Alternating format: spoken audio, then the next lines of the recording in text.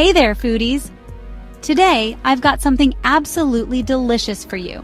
Pistachio chocolate chip sourdough bread pudding. It's the perfect blend of flavors and textures, making it a delightful dessert for any occasion. First things first, preheat your oven to 350 degrees Fahrenheit or 175 degrees Celsius.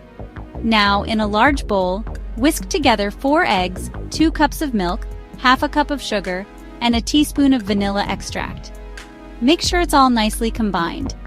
Next, take your sourdough bread, cut into cubes, and add them to the mixture. Give it a good stir to ensure the bread is well coated. Let it soak for about 10 minutes so it really absorbs all that lovely custard. Once your bread is soaked, fold in 1 cup of chocolate chips and half a cup of shelled and chopped pistachios. Yum! Transfer this delicious mixture into a greased baking dish, spreading it out evenly. Pop it into your preheated oven and bake for 45-50 minutes.